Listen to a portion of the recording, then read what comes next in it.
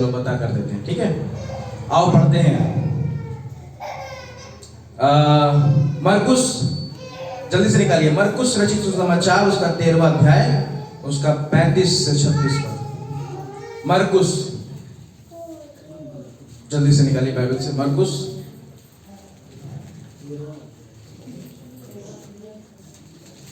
मरकुस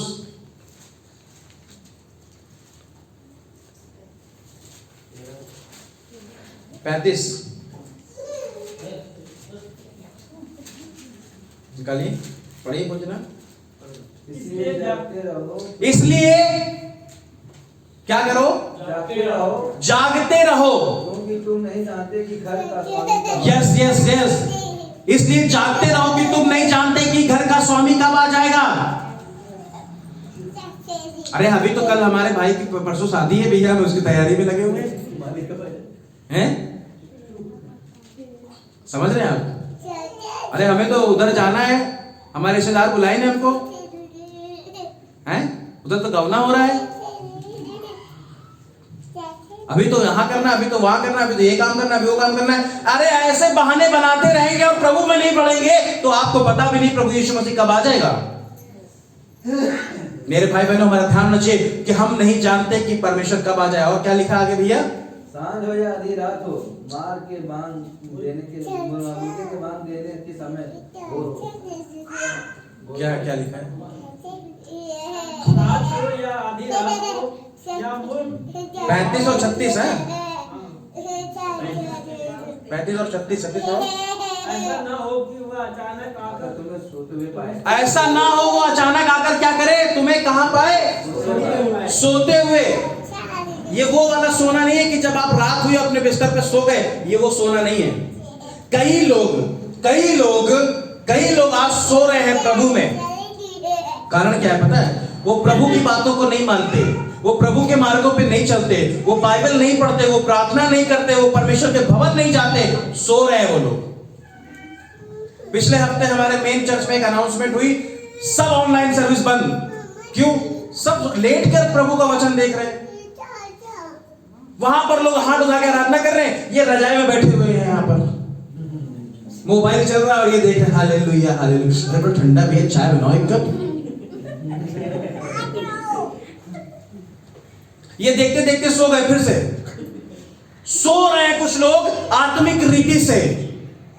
आप समझ रहे हैं? जिनका बाइबल पढ़ने में बिल्कुल मन नहीं लगता है, बिल्कुल भी मन नहीं लगता है। पूरा दोपहर 3 दिन बीत जाते हैं, आपकी बाइबल खुलती नहीं है। आपकी समस्या इतनी बड़ी भारी है लेकिन आपसे प्रार्थना होती नहीं है।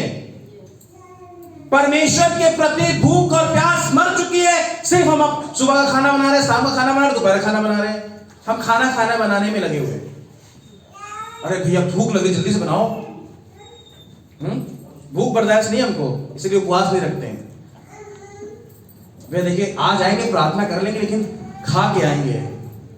कैसी भूख है, कैसे जीवन है हमारा प्रभु में, सोचिए। परमेश्वर के वचन में लिखा, जो मुझे सामर्थ्य देता है मैं उसमें सब कुछ कर सकता हूं। 5वें वचन में क्या लिखा है? उससे पहले क्या लिखा है? कुलुस्सियों 3 अध्याय, पुराना जीवन और नया जीवन। यहां पे हेडिंग लिखी है, देखिए अपने बाइबल में, कुलुस्सियों 3 अध्याय। यहां पे लिखा है, इसलिए अपने उन अंगों को मार डालो जो पृथ्वी पर हैं। सुनिए, अपने उन अंगों को क्या करो? जो कहां पर है? कौन से हैं ये अंग? व्यभिचार। रुक जाओ बहन, व्यभिचार। एक मुर्दा उठकर व्यभिचार कर सकता है? नहीं। आप सोच लो, मर गए हो आप व्यभिचार करने के लिए। व्यभिचार का मतलब जानते हैं? कोई समझता है? नहीं समझता? समझते हैं ना? व्यभिचार वही है अगर आप शादीशुदा हैं और आपका संबंध किसी दूसरे व्यक्ति के साथ है, पाप है वो, पाप है भैया, बाइबल यही बताती है। आप अगर ये बात को समझ गए हैं तो आप पाप नहीं करेंगे कि मैं मर चुका हूं। ठीक है? जो परमेश्वर ने स्त्री मुझे दी है उसके जीवन भर साथ, जब तक मैं जिंदा हूं उसी के साथ रहना है। जो पति परमेश्वर ने मुझे दिया है, जब तक जिंदा हूं उसी के साथ रहना है। कि परमेश्वर तलाक के बारे में एक बात बताती है, यीशु प्रभु कहता है आई हेट डिवोर्स, यानी परमेश्वर को तलाक नहीं, नफरत है उससे एक ही चीज से, और वो पति पत्नी का तलाक। और दूसरा काम क्या लिखा है? अशुद्धता। अशुद्धता, अपने आप को अशुद्ध मत करो, पाप में मत फंसाओ। बाइबल बताती है किसी स्त्री को अगर आपने कुदृष्टि से देख लिया वो भी पाप है। आप समझ रहे हैं इस बात को? दुष्कामना, बुरी इच्छा रखते हैं, बहुत लोगों के प्रति बुरी इच्छा रखते हैं। इसके पास पैसा ज्यादा है, इसको रोको, इसके घर में ज्यादा पैसा है, चलो चोरी करा जाए। दुष्विचार, इसकी दुकान कैसे चल रही है, इसका बिजनेस कैसे चल रहा है, इसके घर में कैसे सफलता आ रही है। बुरे विचार लोगों के प्रति, कुछ टोन मारते रहते हैं कुछ लोग। नहीं मेरे भाई बहनों, आप इन सब चीजों के लिए मर गए। किसी की बुराई करना अपने मुंह से नहीं। सबसे पहले बहनों इस बात को समझना होगा, ना चाहते हुए भी आपके मुंह से किसी ना किसी के बारे में बुराई निकल जाती है। क्यों? आप मर चुके हैं इस बात के लिए। तभी आत्मिक आशीष आपको प्राप्त होगी जब आप ऐसा करेंगे। और यहां पर लिखा है लालसा और लोग जो मूर्ति पूजा के बराबर, लोग लालच किसी चीज का लालच करते हैं ना, तो हम उसी के पीछे लग लेते हैं। किसी का धन का लालच कर लीजिए तो आप दिन भर रात भर धन के बारे में सोचते रहेंगे। वो एक आइडल बन गया, एक मूर्ति बन गया है आपके लिए, और फिर वही आपका परमेश्वर हो गया। आप समझ रहे मेरी बात को? आप समझ रहे जब हम किसी चीज को परमेश्वर से अधिक महत्व देते हैं उसको बोलते हैं लालच और मूर्ति पूजा। वो वाले नहीं जो भक्ति है। मेरे को कोई मोबाइल मार्केट में पसंद आ गया, बहुत अच्छा है, अब मुझको लालच है किसी भी तरह से उस मोबाइल को मैं खरीद लूं, तो मेरा प्रेम जो है परमेश्वर से कम पड़कर उस चीज पे ज्यादा है, वही मेरा परमेश्वर हो गया। ये है लालच, लोभ और उसकी आराधना करना। वो परमेश्वर कहता है नहीं करना है। हमारे पास जो है, जितना बजट का है, हमें संतुष्ट रहना है उस पे। आप समझ रहे हैं मेरी बात को? उस पे संतुष्ट रहना है हमको। हालेलुया। मेरे प्रिय भाई बहनों, बहुत लालच है हमारे जीवन में, बहुत लालच, जिसकी वजह से हम परमेश्वर से दूर हैं। किसी को खाने की लालच है, किसी को पैसों की लालच है, किसी को कपड़ों की लालच है, किसी को मकान की लालच है, किसी को गाड़ी की लालच है, किसी को पता नहीं किस किस की लालच है। लालच में आके कुछ लोग शादी कर लेते हैं, दान दहेज ज्यादा मिलेगा, लड़की का परिवार बड़ा अच्छा मजबूत है, शादी कर लेते हैं। लालच, और ऐसे लालची रिश्ते ज्यादा दिन तक टिकते नहीं है। ज्यादा दिन तक नहीं टिकेंगे ऐसे लालची रिश्ते। आप समझ रहे मेरी बात को? लालच, 2 पैसे कमाया, 10 रुपए में उसको बेच दिया, लालच। ईमानदारी की कमाई पे परमेश्वर की आशीष होगी, लालची पे नहीं होगी। मेरे भाई बहनों, आप इस बात को समझिए कि आपका ध्यान किधर ज्यादा लगता है। समझ रहे हैं आप? किधर ज्यादा लगता है, इस बात को देखने की जरूरत है। वो वाली बाइक लेना है, वो वाली बाइक, वो ज्यादा अच्छी बाइक है। स्कूटी अच्छी नहीं लगती सुने हैं। परमेश्वर ने जो दिया है धन्यवाद के साथ उसमें ईमानदार रहना है। बिजनेस ज्यादा बढ़ जाएगा, प्रभु से दूर हो जाओगे, 100% गारंटी है। बढ़ेगा तो लोग आएंगे, और लोग आएंगे तो आपको मौका ही नहीं मिलेगा वहां से निकलने के लिए।